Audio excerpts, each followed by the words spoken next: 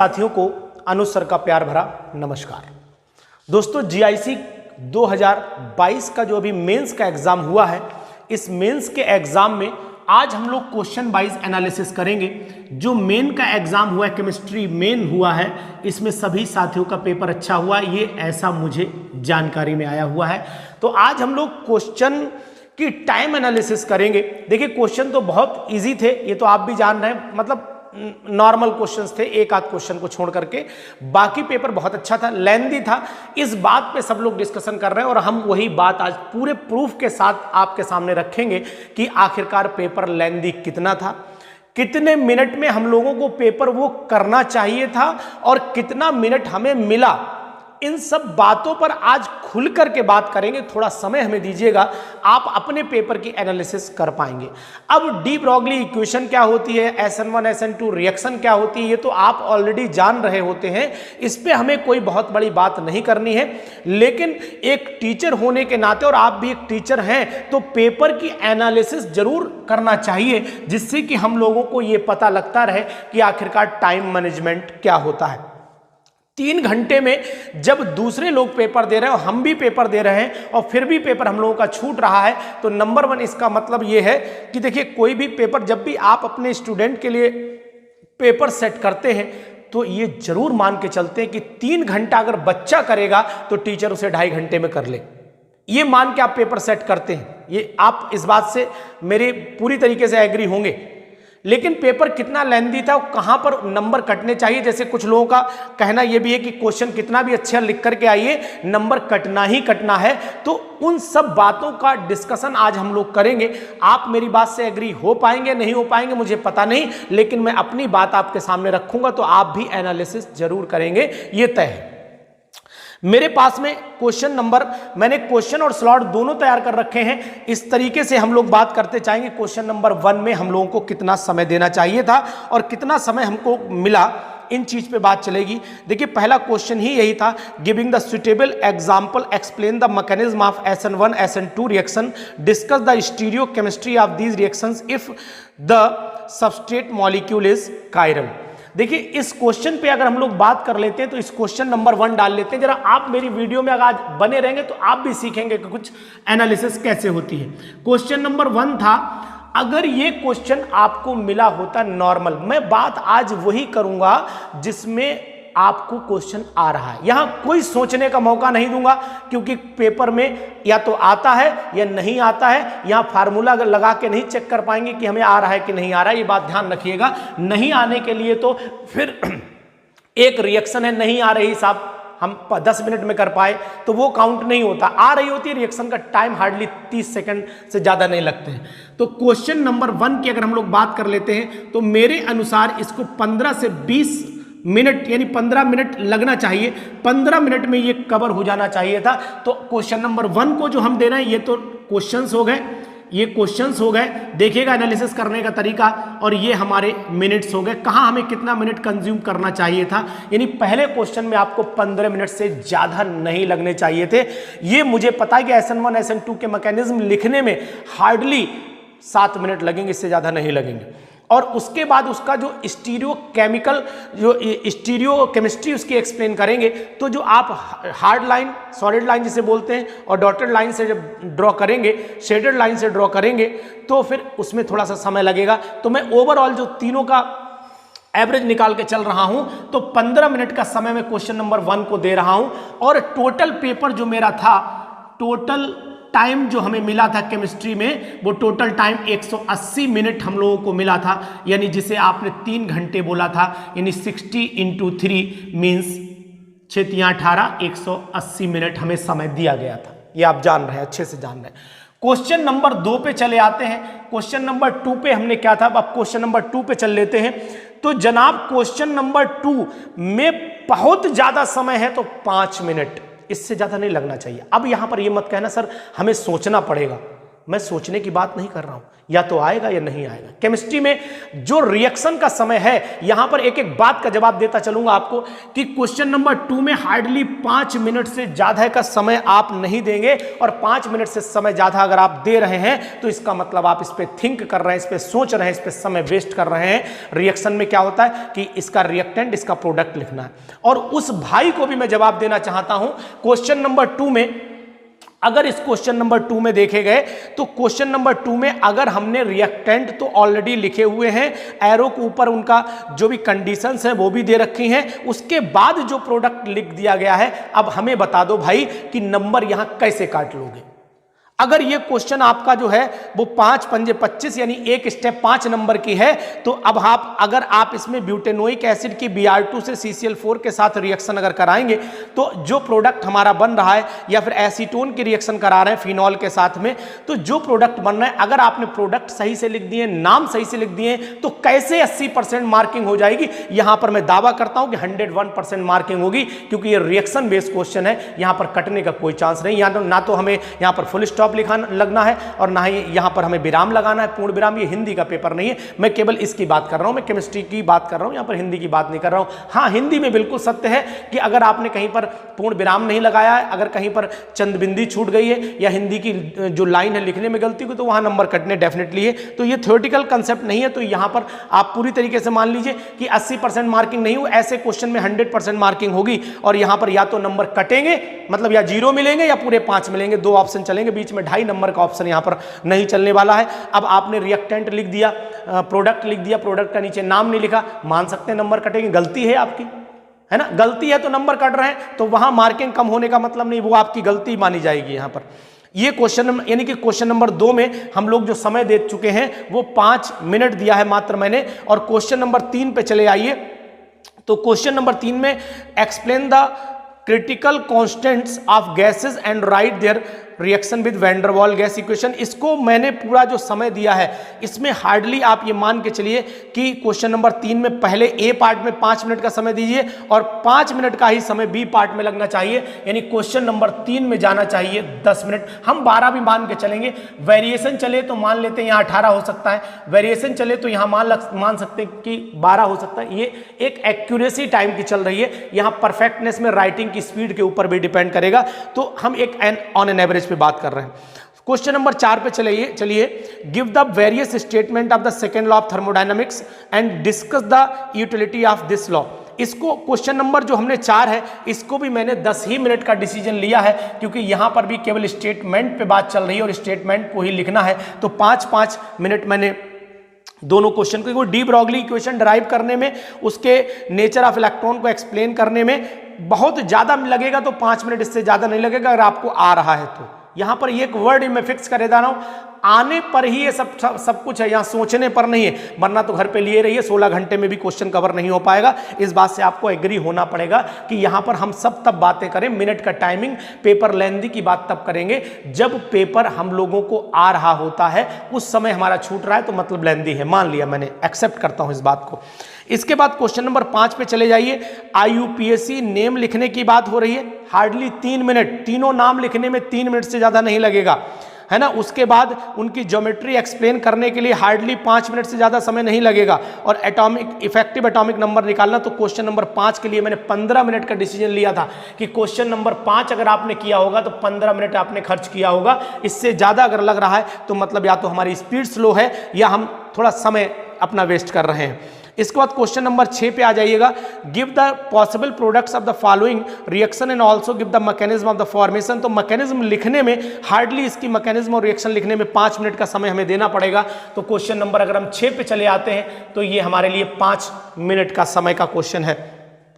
7th पे चले आइए, 7th क्वेश्चन में एल्केन अगर हम देखें तो निम्नलिखित अभिक्रियाओं की क्रियाविधि समझाइए। तो तीनों की क्रियाविधि अगर हमें समझाना पड़ जाए तो मान के चलते हैं कि इसमें क्वेश्चन नंबर जो 7 चल रहा है, इस क्वेश्चन नंबर 7 में हम लोग तीनों की क्रियाविधि अगर समझाना पड़ती है तो 12 मिनट का समय लगा सकते हैं। 12 मिनट से ज़्यादा 4-4 मिनट का समय देंगे तीनों को, और तीनों की मैकेनिज्म हमारी पूरी हो जाएगी। 10 से 12 मिनट का समय यहाँ लगना चाहिए था।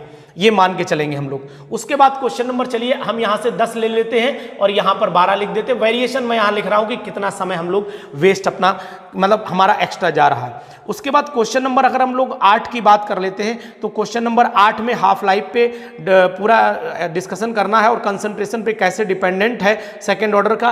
तो 8वां क्वेश्चन को मैंने 5 मिनट दिया है, तो 8वां क्वेश्चन भी हमारा 5 मिनट में कवर होना चाहिए अगर एक्यूरेसी है हमें आ रहा है तो। इंटर हैलोजन कंपाउंड की प्रिपरेशन मैंने खूब पढ़ाई थी, आपको पता होगा। क्वेश्चन नंबर 9 पे भी अगर आप बहुत ज्यादा समय नहीं दे पा रहे हैं, मतलब अगर एक्यूरेसी के साथ चल रहे हैं, तो इस पे भी 5 मिनट का समय हमें देना पड़ेगा। क्वेश्चन नंबर 10 जो है इस पे थोड़ा सा समय देंगे। क्वेश्चन नंबर 10 पे हम लोग समय देना पड़ेगा 10 मिनट, यानी अगर हम लोगों ने स्ट्रक्चर ड्रॉ करना है, स्पीड में अगर स्ट्रक्चर हमें आ रहे हैं, उनकी हाइब्रिडाइजेशन हमें एक्सप्लेन करनी है, तो हम मान के चलते हैं कि सभी स्ट्रक्चर में 10 से 12 मिनट का समय यहां भी हम लोग खराब करते हुए चलेंगे। उसके बाद सेक्शन सी पे चले आइए। अब ये बताइए कि rank the following compounds in E1 and E2 reaction.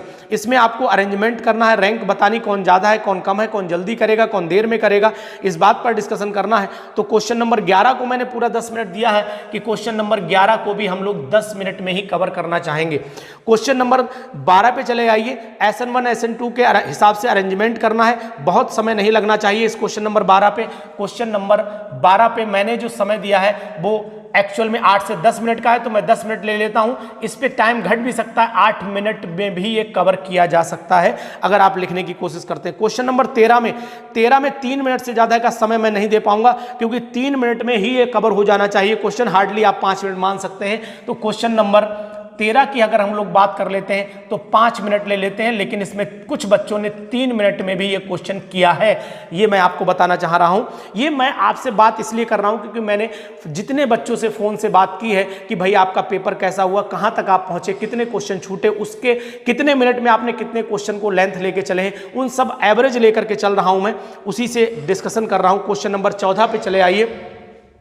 Question number 14 पे मैंने जो समय दिया है, क्वेश्चन नंबर 14 पे समय मैंने 10 मिनट का दिया है, क्योंकि एक्सप्लेन करना है इसमें डिटेल के साथ में, टेम्परेचर का रिलेशन भी एक्सप्लेन करना था, तो इसमें आप मान के चलिए कि हमारे 10 मिनट लगभग खराब हो जाएंगे। तो ये 10 मिनट का काम मैंने यहाँ बताया है। क्वेश्चन नंबर 15 पे चले आइए। क्वेश्चन नंबर 15 में अगर ये क्वेश्चन आपने हजारों बार किया होगा, ये मुझे पता है अच्छे से, और इस पर आप 5 मिनट से ज़्यादा अगर खर्च कर रहे हैं तो फिर आप अपना समय वेस्ट कर रहे हैं, इससे ज़्यादा का लंबा ये क्वेश्चन नहीं है, ये बात आप अच्छे से जान लीजिए। तो ये क्वेश्चन नंबर हो गया आपका 15। क्वेश्चन नंबर 16 पे जूल थॉमसन इफेक्ट है, थॉमसन कोफिशिएंट इज 0, इस पे अगर हम लोग बात कर लेते हैं तो क्वेश्चन नंबर 16 पे भी आपको 10 मिनट का समय वेस्ट करना है, इससे ज़्यादा समय इसको नहीं देना पड़ेगा आपको। और क्वेश्चन नंबर 17 पे चले आइए। तो क्वेश्चन नंबर 17 पे जो मैंने डिस्कशन किया है वो भी क्वेश्चन नंबर 17 पे मैंने 10 मिनट का समय दिया, इसमें 12 भी लग सकते हैं, यहाँ पर 12 मिनट भी कुछ बच्चों ने यूज़ किए, 12 से 13 मिनट लगे हैं लोगों के। उसके बाद क्वेश्चन नंबर 18 पे चले आइए, और क्वेश्चन नंबर 18 पे मैंने जो डिसीजन लिया है, ये भी क्वेश्चन नंबर 18 की बात कर लेते हैं तो ये भी 10 मिनट का समय हमारा कंज्यूम करेगा क्वेश्चन पूरी तरीके से, क्योंकि यहाँ पर एक्सप्लेनेशन देना है। यहाँ नंबर अगर आपने अच्छे पॉइंट्स नहीं लिखे हैं तो नंबर कटेंगे। क्वेश्चन नंबर 13 में नंबर कटने का कोई चांस नहीं, 12 में कोई कटने का चांस नहीं है, क्वेश्चन नंबर 11 में भी नंबर कटने का कोई चांस नहीं है, क्वेश्चन नंबर 6 में भी नंबर कटने का कोई चांस नहीं है, क्वेश्चन नंबर 5 के फर्स्ट पार्ट में नंबर कटने का कोई चांस नहीं है, क्वेश्चन नंबर 2 में भी नंबर कटने का कोई चांस नहीं, अगर सही है तो पूरे मिलेंगे, अदरवाइज नंबर 0 मिलेगा। यहाँ पर बहुत अगर आधा नंबर कहीं पर कट रहा है तो इसलिए कट सकता है कि आपने हो सकता है कि प्रोडक्ट का नाम ना लिखा हो, इस वजह से इन चीज़ों का इफेक्ट आ सकता है, अदरवाइज ये या तो फुल मार्क्स वाले क्वेश्चन है या फिर गलत होगा तो फिर जाएगा, यहाँ पर कटने का नंबर का कोई चांस नहीं बनता है।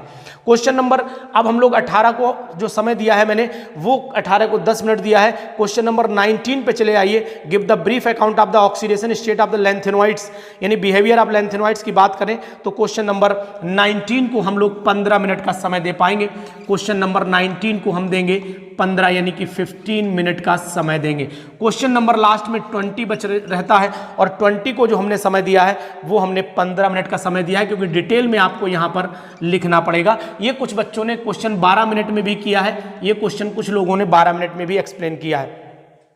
तो अब मैंने आपके सामने अपनी बातें रख दी हैं कि भाई हमने टोटल करना है कि आखिरकार ये टोटल हो कितना रहा है। देखिए यहाँ पर मैं जोड़ लेता हूँ, टोटल चल लेते एक तरफ से 15 और 5 20 और 10 30, 10 40, 40 और 20 यहां से जोड़ लेते, 60 हो गया, 60 और 10 70, 70 10 80, 80 10 90 और 100, यानी कि 100 मिनट हम लोगों ने यहां तक खर्च कर चुके हैं, 100 मिनट। और हमारे पास 180 मिनट है पेपर हल करने के लिए।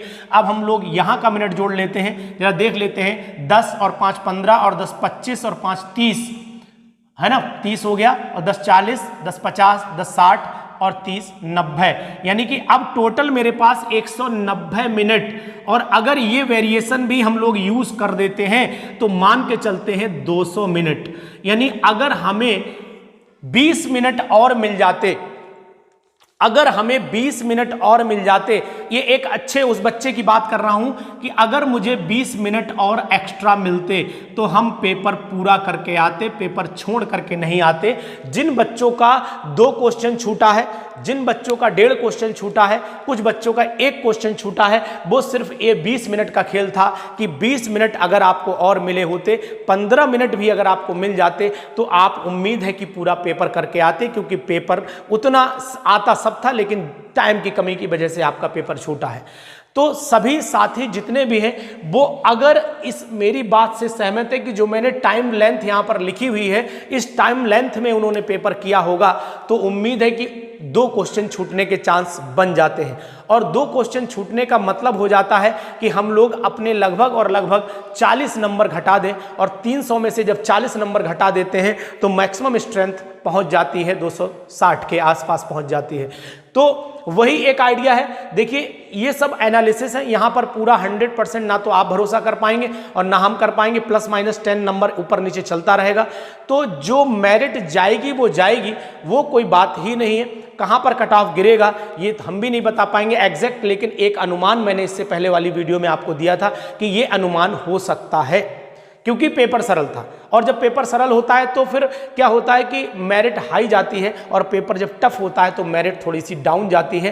तो लेकिन वो सबके लिए होता है। समय की प्रॉब्लम, ये 200 मिनट सबके लिए थे। पेपर 180 मिनट में करना था, लेकिन हमें 200 मिनट की रिक्वायरमेंट थी, और मिनिमम 190 मिनट तो चाहिए ही चाहिए थे। यानी कि जो मिनिमम हमारे पास मिनट होने चाहिए थे वो 190, और मैक्सिमम हमें जो समय मिलना चाहिए था वो 200 मिनट। लेकिन जो रिजल्टेंट हमें मिला वो 180 मिनट हमें मिला। इस वजह से हमारा 2 क्वेश्चन का नुकसान लगभग मान के मैं चल रहा हूं।